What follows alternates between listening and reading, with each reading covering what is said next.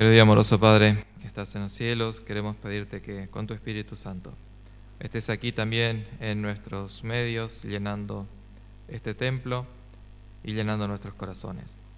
Que lo que meditamos en esta mañana pueda servir, Señor, para crecer en nuestra vida espiritual. Lo pedimos, Señor, y agradecemos en nombre de tu Hijo amado Jesús. Amén. Buen día, hermanos. Realmente es un privilegio estar aquí. Y les puedo asegurar que cada vez que toca pasar acá al frente, uno cree que no es digno de estar acá. Uno podría decir, como dice Pablo, yo soy el más indigno de todos. Pero bueno, hoy tenemos que abrir la palabra de Dios y meditar en ella. Y ojalá que la meditación que tengamos en esta mañana realmente nos sirva como un empujón adicional en nuestra vida espiritual. Hay una historia en la Biblia que es muy poco conocida sobre el profeta Eliseo. Y quiero que meditemos en esa historia esta mañana.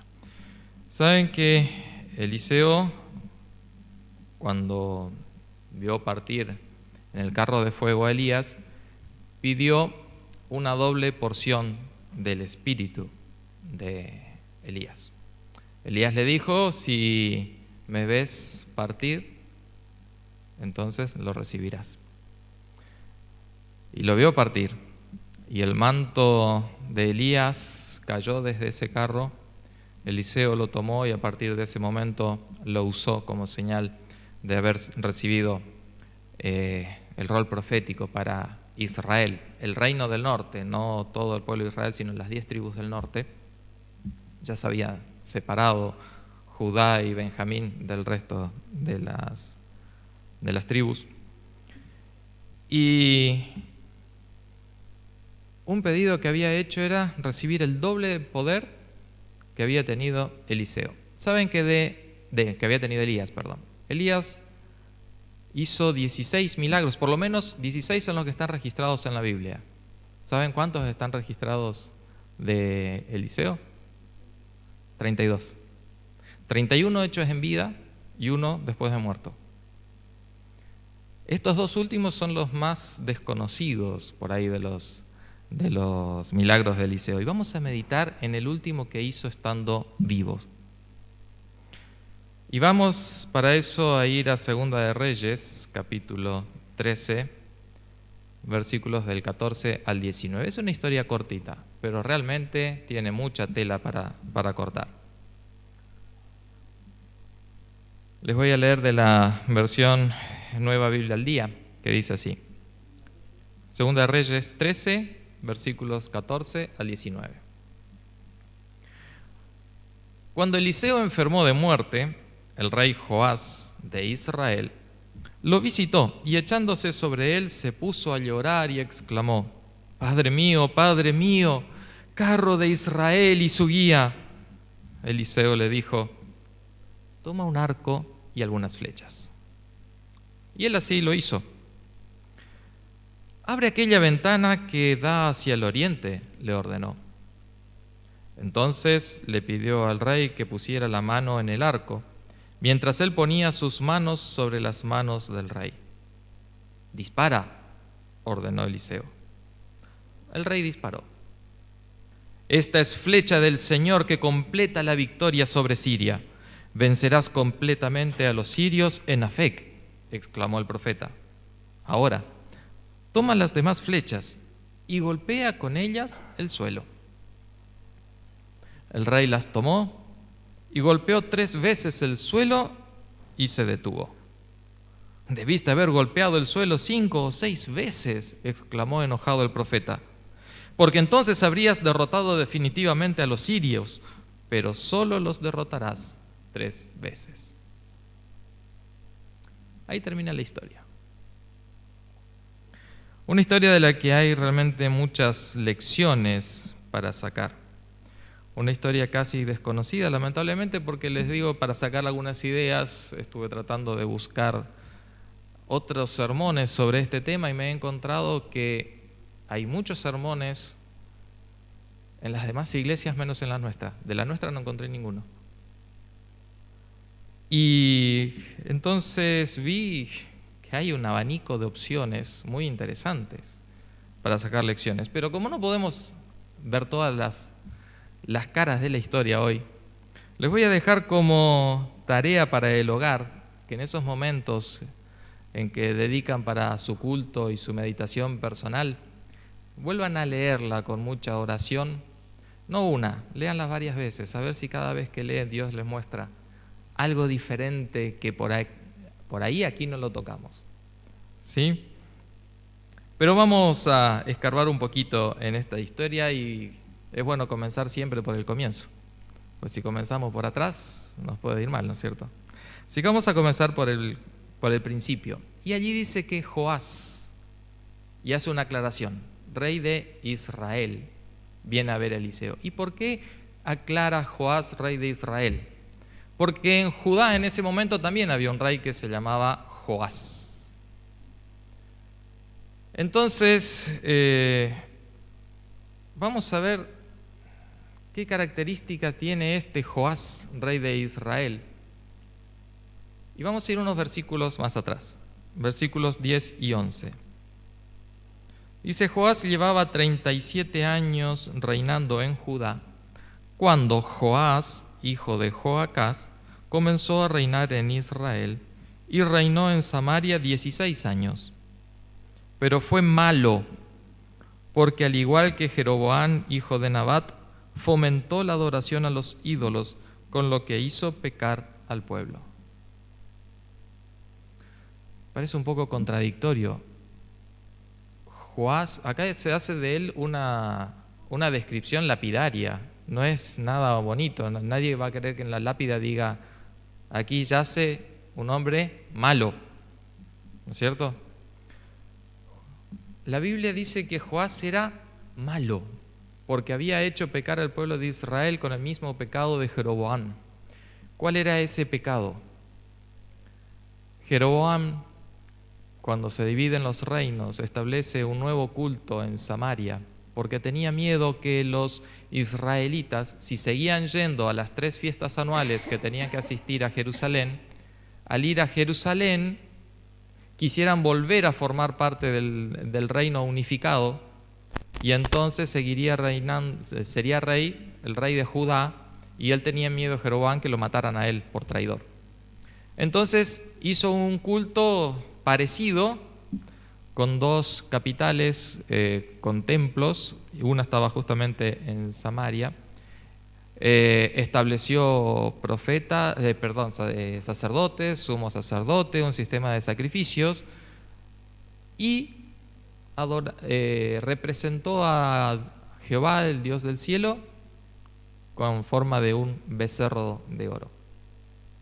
Y ese era el culto que existía, un culto que aparentaba ser un culto al Dios del cielo, porque ellos adoraban a Jehová, pero no era el mismo Jehová que se adoraba en Judá.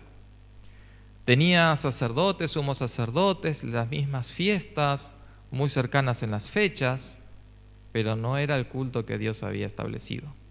Y así generó confusión. Joás dice aquí que hizo lo mismo. Y como Joás entonces estaba tan confundido por el mismo culto que él promovía, él se creía buenito, aunque la Biblia decía que era malo. Y él creía que adoraba a Dios, aunque en realidad no lo hacía. Y se encuentra con un problema. Vienen los asirios, un pueblo poderoso, era el que gobernaba, él era el mayor imperio en ese momento, el imperio asirio, era un imperio cruel, y sus ejércitos se acercaban, y parece que ese becerro de oro que estaba en Samaria no le daba mucha seguridad. Así que escucha que Eliseo, también profeta de Jehová, estaba muriendo. No se acordó de Eliseo hasta que Eliseo se estaba muriendo. Y allá fue. Qué triste que fue cuando él tenía problemas y no fue antes para acompañar al anciano que estaba postrado en cama. Aunque su saludo era un saludo diríamos, bueno, pasa que se me ocurre una expresión un poco fuera de lugar para un templo, algunos dirían para sorber soquetes, no sé si entienden, olivar calcetines. Parecía eso, lo estaba adulando en el saludo. Gran coincidencia, la forma en que lo saluda Joás a Eliseo es la misma forma en que Eliseo saludó a Elías cuando ascendía al cielo. Padre mío, Padre mío. Como dice, carro de Israel y su guía o su caballería o su fortaleza, según las traducciones. Y dice que Joás se arrojó sobre el lecho de Eliseo llorando. No llorando porque el profeta de Dios se moría, llorando porque estaba aterrado por lo que se venía. Fue por su problema, no le interesaba la enfermedad del profeta. ¿Cuántas veces nosotros actuamos como Joás? Nos movemos cuando vienen los problemas. Acudimos a Dios cuando vienen los problemas, las angustias, las aflicciones. Pero cuando las cosas están tranquilas, nos conformamos con una religión a medias, una religión disfrazada de piedad, pero con poco contenido. No la religión que Dios quiere, no una religión del corazón, sino una religión de las formas. Acudimos a Dios cuando las papas queman, únicamente. Y eso es natural en el hombre. ¿Y cuántas veces vivimos como Joás también con un pie en el mundo y con el otro pie levantado como para ir al cielo? Ahora traten de imaginarse esa imagen. Un pie acá y el otro ahí. ¿Es una postura estable? Estar parado sobre solo un pie es un problema, y más si ese pie está en el lugar equivocado. La caída es segura. Pero a nosotros a veces nos pasa, porque el mundo que nos rodea nos tienta de mil y una maneras. La rapidez de la vida que nos rodea nos lleva a veces a actuar sin mucho tiempo para pensar en lo que estamos haciendo y nos genera confusión. Pero qué maravillosa que es en esas situaciones la gracia de Dios. Porque aun cuando nos dejamos llevar por el mundo, aun cuando estamos con un pie acá y el otro allá, aun cuando solamente acudimos a Él cuando las papas queman, cuando nos paramos ante su presencia, no hay reproche. En ese momento no se escucha a Dios decir, claro, ahora sí venís. Cuando ya estás enterrado en tus problemas hasta el cuello, casi hasta las narices, y ya no sabes qué hacer. Problemas en los que te metiste solito, de los cuales yo te advertí. Así que mira, vamos a hacer una cosa, andate. Porque hasta que no cambies, no te voy a recibir. ¿Eso es lo que dice Dios cuando acudimos? No. A Él le importa que acudamos, no importa por qué motivo. A Él le importa que acudamos, porque significa que todavía una oportunidad, por lo menos una oportunidad más le estamos dando. Algo, una puertita, una rendija hemos abierto en nuestro corazón para que pueda haber luz un poquito para adentro, a ver si le dejamos pasar por completo. Y Eliseo, como fiel representante de Dios en ese momento, habla como si fuese y actúa como si hubiera sido el mismo Dios. Y en el profeta no hay reproche, aunque conoce la nefasta historia de Joás, pero no se la hace acordar. En la voz del profeta no hay rencor, aunque sabe muy bien que el saludo que le dio Joás al comienzo no era sincero, sino que era para ganarse el favor de él nada más. Y no le pregunta por qué ha venido. ¿Acaso hace falta que le pregunte por qué vino? Era lógico porque estaba ahí, ¿no? Pero sin nuevamente ningún tipo de reproche, el profeta va directo a atender la necesidad. No responde el saludo, no le dice, a ver, no hace falta que me vengas a adular, vamos al grano. No, no se lo dice, va él directamente al grano y va a la necesidad que Joás tenía. Y así es Dios. Él nos recibe siempre.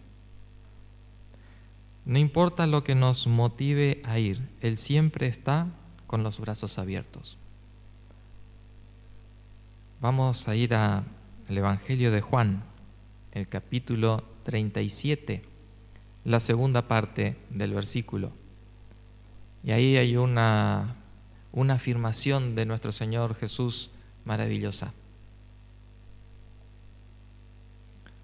Juan capítulo 6, versículo 37, la segunda parte, después del punto y coma. Dice, y al que viene a mí, no lo rechazo. Otras versiones dicen, y al que viene a mí, no lo echo fuera. Al que viene, lo recibo, así como está. Ahora,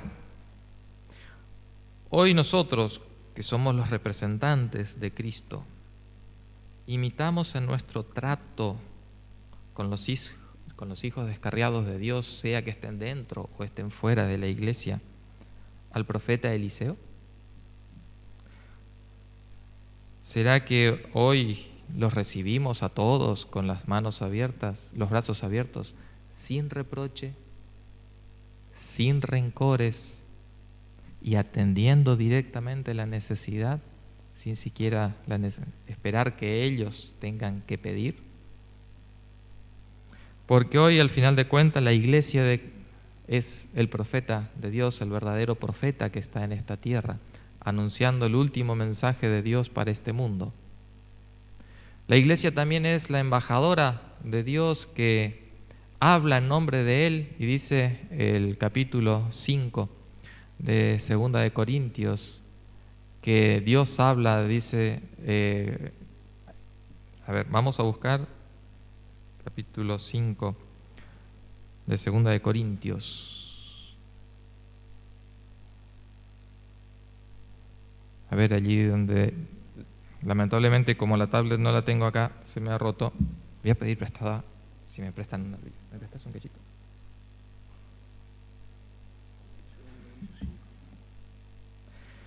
En el versículo 20. Así que somos embajadores en nombre de Cristo, como si Dios rogase por medio de nosotros. Os rogamos en nombre de Cristo, reconciliaos con Dios. Como iglesia somos los embajadores, los profetas de Dios que le hablamos al mundo, y no para reprocharle su pecado, sino para decirle ¿qué cosa? Reconciliaos hoy con Dios. Háblenle como si Dios mismo estuviera hablando. No como ustedes tienen ganas de hablar. No como Jonás, que tenía un mensaje para decir al pueblo de Asiria también, a Nínive, en la capital, y Dios le dijo, adviérteles que se arrepientan. Y él no les dijo, por favor arrepiéntanse. Le dijo, ¿saben qué? De acá a tantos días viene la destrucción total, se van a morir todos. Eso le dijo Jonás. No era lo que Dios le había dicho que dijese. Dios igualmente actuó y le dio una lección. Pero ojalá que la lección también la aprendamos nosotros, porque ahí 2 Corintios 5:20 dice, como si Dios hablara por medio de vosotros, reconciliaos hoy con Dios.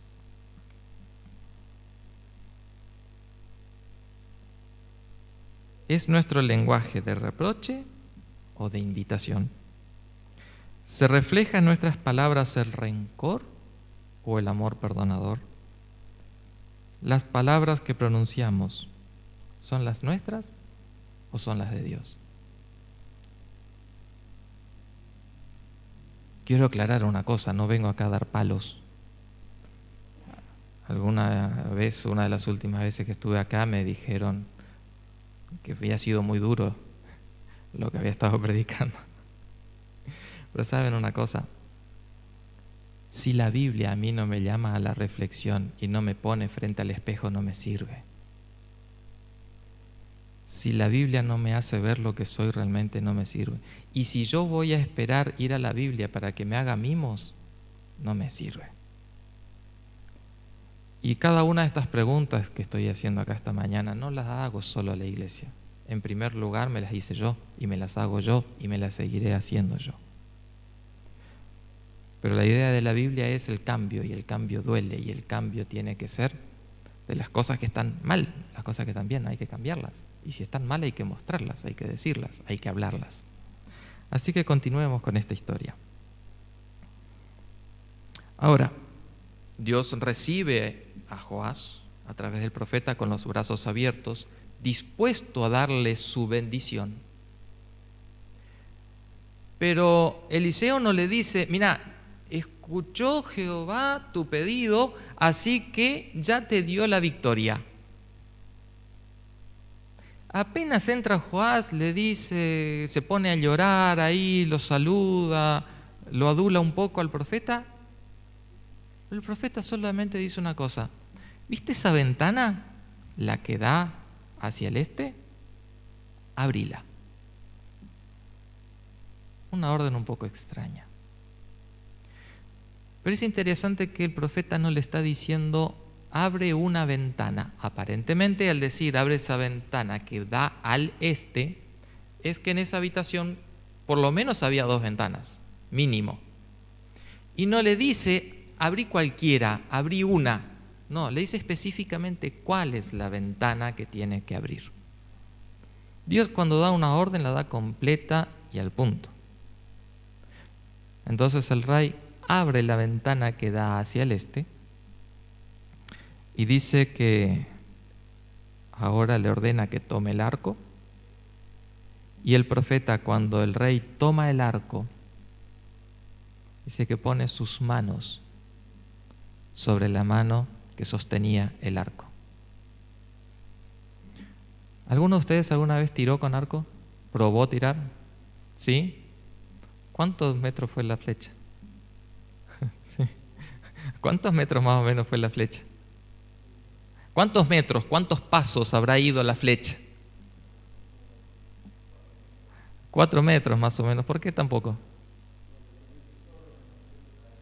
¿Sí? ¿Les dio esa distancia nada más? Bueno, yo les digo, cuando yo probé, no pude tirar muy lejos. Es más, el blanco estaba como el largo acá de la iglesia. El blanco estaba allá donde está la puerta, de donde yo estoy hasta la puerta, y no llegué con la flecha hasta allá. Pero no fue porque el instructor no me hubiera dado más distancia, no me había dicho tira hasta acá. Fue porque no pude, porque el arco temblaba en mis manos cuando yo quería tensarlo. ¿No les pasó? O sea, está bien, yo no estaba usando un arco de poleas. Los arcos modernos son muy fáciles de tirar en ese aspecto, ¿no? Hay que hacer mucho menos fuerza porque tiene polea. Estaba usando el arco tradicional. Y el brazo que lo sostenía, mi brazo izquierdo, a medida que empezaba a tensar la cuerda, empezó a temblar, porque se quería doblar. Y yo tenía que mantenerlo extendido. Si lo doblaba, me lo daba en la cara. Si no es cierto, si doblaba el codo. Entonces quería tirar. No pude. Uno ve, parece en las películas, Robin Hood tira el arco con una fuerza impresionante, extiende los 2 brazos completos. Y sale la flecha disparada y va a 100, 200 metros. He visto tirar con arcos en gente profesional y es impresionante lo lejos que pueden tirar y encima le aciertan.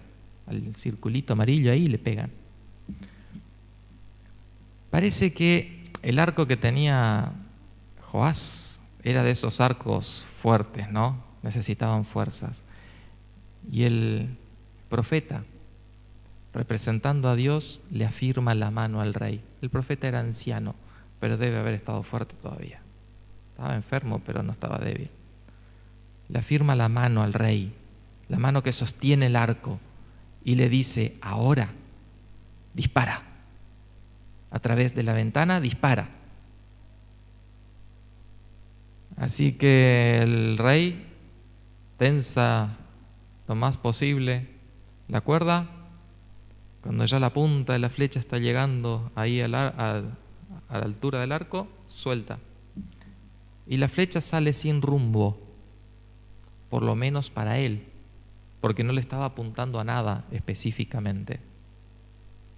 Sale la flecha disparada, y cuando la flecha sale, ¿qué dice Eliseo? Flecha del Señor que completa la victoria. ¿De qué lado venían los asirios?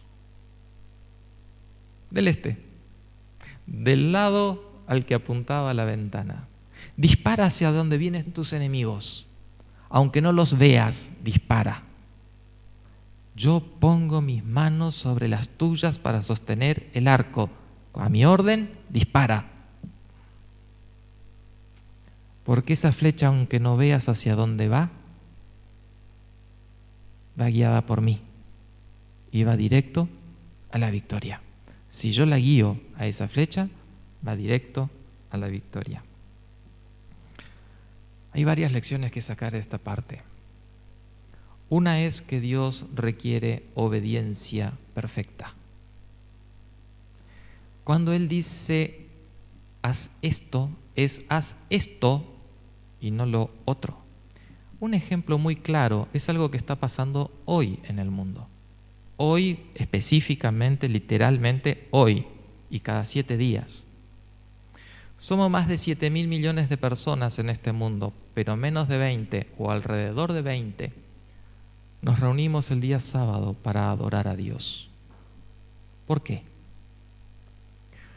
Porque si vamos a Éxodo 28, allí Dios no dice, acuérdate de guardar un día de descanso, sino acuérdate de guardar el sábado. Es específico, no es domingo, no es viernes, no es jueves, no es cualquier otro día, es sábado. Por eso hoy estamos aquí, porque Cristo nos dijo, guarda el sábado. Y los mandamientos de Dios son eternos. Sécase la hierba, marchítase la flor, mas las palabras de Dios permanece para siempre. No muda, no cambia. Yo no soy hombre para cambiar de opinión. Eso dice Dios, yo no soy hombre para cambiar de opinión. Las palabras de Él son para siempre. Ahora bien, podemos sentirnos orgullosos de ser parte de los 20 millones que estamos, pero aún viniendo el sábado puede ser que no estemos guardando el sábado. Porque no solamente es guarda el sábado, sino guárdalo como Dios quiere. No como vos querés, no como vos pensás, no según tus opiniones. Guárdalo como Dios quiere. Y así con cada uno de los mandamientos, Dios dice, haz esto, y no nos da lugar a elegir. Los mandamientos de Dios son claros. Él no deja nada librado al azar. Él no deja nada librado a la opinión, porque si dejara librado a la opinión, somos 7.000 millones de personas y 7.000 millones de opciones diferentes para representar lo mismo. Eso es lo que pasa con las leyes. Las escribe un hombre o un cuerpo de hombres, el Congreso, pero después los jueces, cada juez tiene una propia interpretación. Entonces empieza a haber contradicciones y hay que reglamentar, pero después empiezan los problemas, las contradicciones para implementar la reglamentación que se hizo, porque algunos jueces interpretan una cosa de una forma, otros de otra forma la reglamentación. ¿Por qué? Porque la ley nunca es absolutamente clara, es imposible para el hombre abarcar todos los aspectos de un tema, pero para Dios no lo es. Y es tan sabio que en sus mandamientos y en sus instrucciones ha sido tan preciso que no tenemos forma de decir, no, Señor, esto, mira, no fuiste claro acá, así que de esto a mí no me podés culpar. No le vamos a poder decir eso a Dios el día del juicio final. Dios es claro. Abre la ventana que da hacia el este, no cualquier ventana. Esa. Guarda ese día. Haz esto de esta manera. El mandamiento más difícil de Jesús para guardar. El mandamiento nuevo. Porque nosotros nos acordamos la parte que estaba en el Antiguo Testamento. Amarás a tu prójimo, pero no como a ti mismo, sino como yo los he amado a ustedes. Ámense unos a otros como yo los he amado. No hay otra forma. No hay otra forma. Si no podemos, ahí está el tema. Si no podemos disparar la flecha por la ventana que Dios nos ha ordenado, no nos olvidemos que está la mano de Dios sujetando nuestra mano. Y esa es la fuerza que necesitamos para que esa flecha vaya al lugar de la victoria. Escuchar la voz de Dios y sentir su mano sosteniendo la nuestra. Dios necesita una obediencia fiel y cabal, que es la condición crucial para poder recibir las bendiciones y el poder que provienen de Él. Ahora,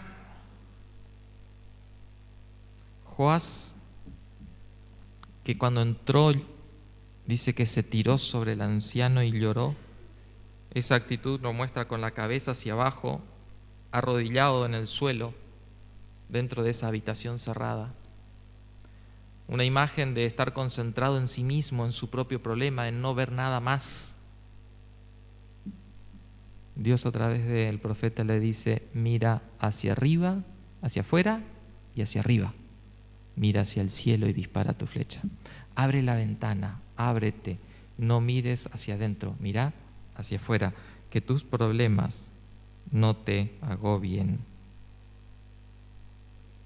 Porque cuando dejes de mirar tu problema y empieces a mirar el Dios que puede solucionar tu problema y le des su lugar, las flechas que disparen serán flechas de victoria.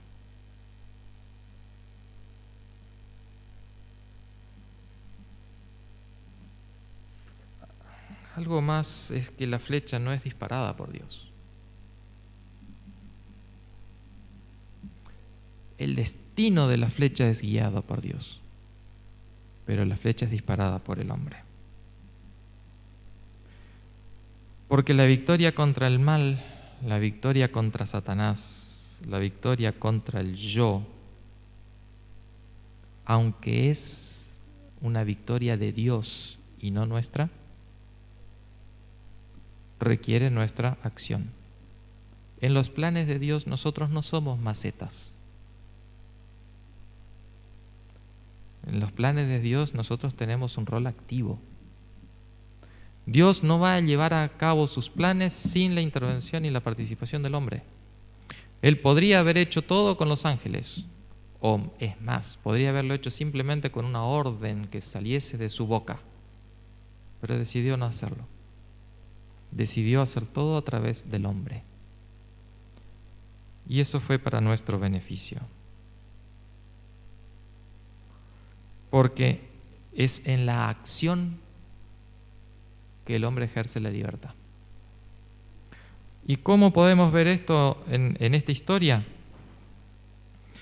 Pues muy fácil. ¿Joás podía tomar el arco o no? Primera decisión de libertad. Podía hacerlo.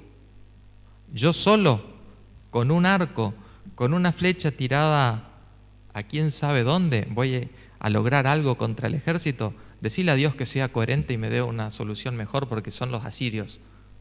No son nenitos de primer grado que vienen a pelear conmigo, son los asirios. Podría haber dicho eso. Pero tomó el arco.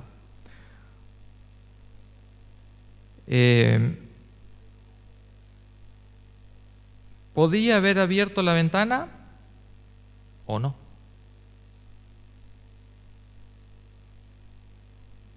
¿será que el viejito este tiene calor? Pero yo vengo con un problema más grave. ¿Qué quiere que le ventile la pieza? Para eso tiene al siervo. ¿No? Ahí ejerció nuevamente su libertad. Después llegó el momento de sostener el arco y exigir sus músculos al máximo para que ese arco se tensara hasta el límite, para darle la mayor potencia. Como yo les decía hoy, yo no pude llegar hasta el fondo. Me renuncié. A mitad de camino largué la mano para que la flecha saliera y cayó ahí nomás. No logré la victoria. Estar en las manos de Dios nos exige llevar nuestros músculos al máximo, espiritualmente hablando. Les contaba en la escuela sabática algo que vi hace alrededor de un mes en el diario, una maratón de mujeres, y la mujer que iba ganando el maratón, una mujer del África, no me acuerdo si era keniata o etíope, venía ganando cómoda y 200 metros antes de la largada se le acalambraron las piernas y se pegó un revolcón de aquellos porque las piernas ya no le respondieron. Y podría haber renunciado y haberse lamentado porque iba ganando e iba a perder la carrera. No llegó primera, llegó tercera. ¿Cómo llegó? Arrastrándose con los brazos. Podría haber renunciado. Hizo uso de su libertad. A veces el diablo nos acalambra las piernas. A veces nos las ata directamente o nos pone un palo.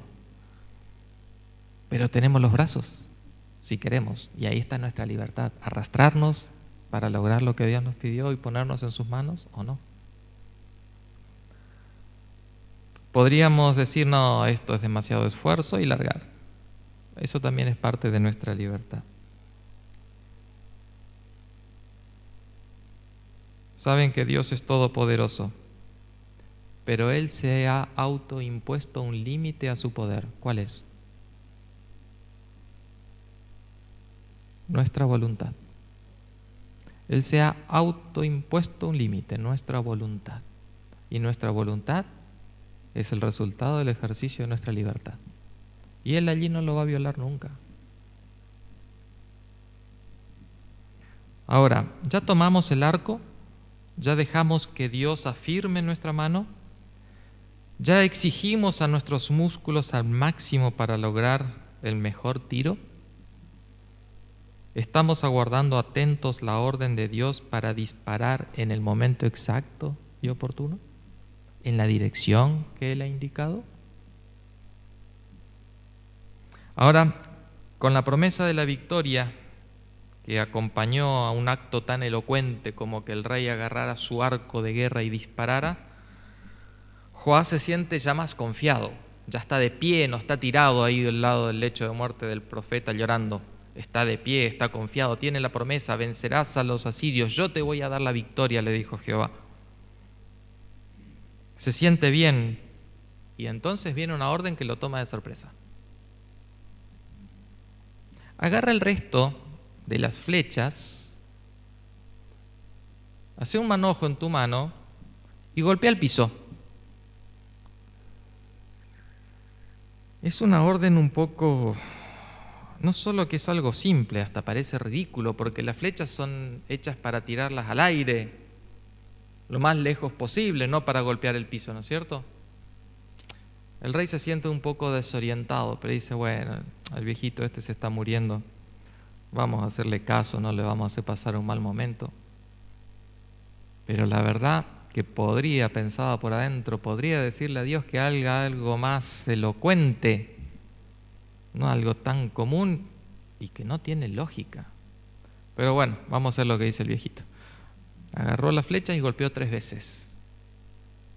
Y se despertó el enojo del profeta. 3 veces nada más. Si hubieras golpeado 5, 6 veces, hubieras derrotado a los asirios por completo, pero ahora solo lo derrotarás 3 veces. Después de eso, lo siento, te la vas a tener que bancar. No vas a poder librarte de ellos y te van a hacer un aguijón en la carne permanentemente.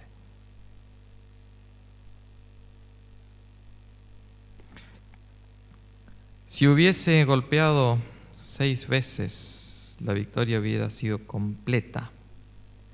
No porque la cantidad de veces que golpeaba lo obligaba a Dios a darle esa misma cantidad de victorias. Eso sería una mala lectura del texto. Que porque golpeó 3 veces iba a tener 3 victorias, si hubiera golpeado 6 le iba a dar 6. No es tan así. Lo que pasa es que en el golpe que daba, en la intensidad del golpe, en el entusiasmo con el que él iba a cumplir esa orden tan simple, se iba a demostrar realmente la disposición que él tenía para obedecer a Dios. Pero esto fue como cuando Dios eligió el pueblo que iba a luchar del lado de Gedeón, ¿se acuerdan? Contra los filisteos. No, los amalecitas. ¿Qué pasa? Los madianitas, perdón. Los madianitas. ¿Qué pasaba? Primera pregunta, el que tenga miedo que se vaya, el que tenga familia que se vaya, el que esté preocupado por el campo, por las ovejas que dejó, que se vaya. Se fueron como 20.000 hombres. Segunda selección, bueno, vayan a tomar agua, algo mucho más simple. El que tomaba de pie, apurado, apenas lamía de su mano al ejército que iba a pelear. El otro, el que se tomaba todo el tiempo del mundo, dejaba de lado su armamento, se arrodillaba, tomaba hasta sentir la panza llena, después se levantaba despacio. No, ese no sirve porque no está dispuesto a pelear. Está haciendo tiempo para retardar lo más posible e ir al frente. Bueno, lo mismo pasaba acá. Cuanto más entusiasmo ponía, aunque fuese algo tan sencillo y tonto, porque no tenía lógica, eso era lo que le iba a dar la victoria, porque demostraba la fe, el entusiasmo que tenía en obedecer a Dios. ¿Qué dice Lucas 16:10?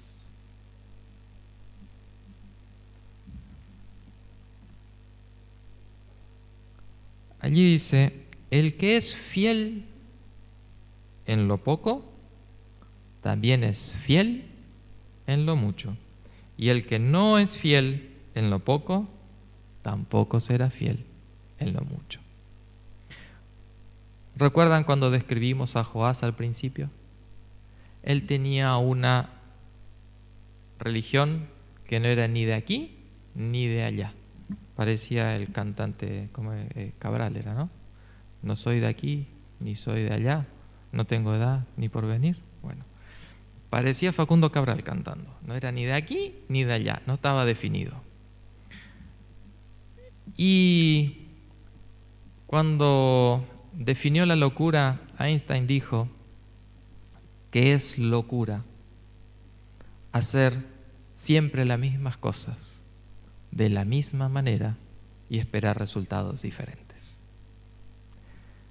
Joás seguía pensando igual que cuando entró, a pesar de todo esto que había pasado allí adentro. No era ni de aquí, ni era de allá.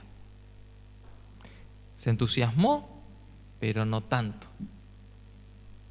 Se levantó, pero no dejó su pasado atrás.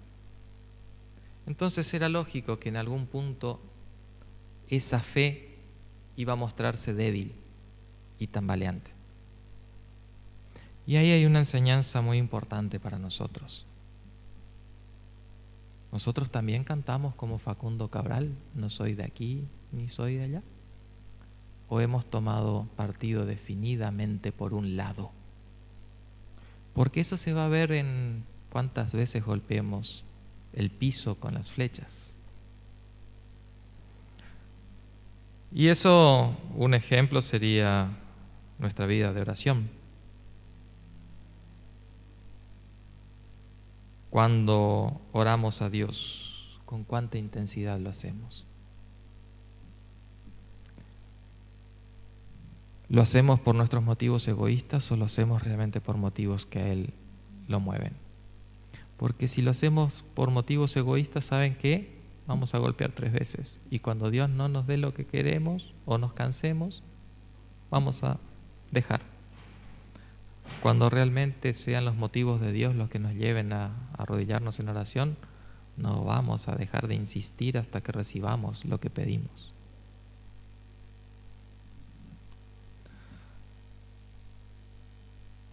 Joás no había cambiado realmente. ¿Y nosotros lo hemos hecho? ¿Cómo está nuestra fidelidad? ¿Estamos nosotros más dispuestos para las grandes obras o para las pequeñas? ¿Nos llaman más las grandezas o las pequeñeces? Somos como Pedro y le prometemos a Jesús seguirle hasta la muerte y lo demostramos sacando la espada y cortando las orejas porque no le podemos acertar a la cabeza, porque si no, hasta la cabeza cortaríamos. Pero cuando nos encontramos solos en medio de la multitud, hacemos lo posible para que no nos descubran que somos del grupo de Él. ¿Aspiro más al reconocimiento que al sacrificio y al servicio? ¿Pongo el mismo esfuerzo en lo pequeño que pongo en lo grande? Son preguntas para que hagamos. Y después de meditar en esta historia y en estas lecciones prácticas, hoy a nosotros Jesús nos da una orden. Toma las flechas que te quedan y golpea el suelo. ¿Cuántas veces voy a golpear yo? ¿Cuántas veces golpeará cada uno de ustedes? 1, 2, 3 o 6 para garantizar la victoria, o mejor aún, no vamos a dejar de golpear hasta que Jesús nos diga: basta, hijo, es suficiente. Veo tu fervor, tu amor y tu disposición a obedecerme sin reservas.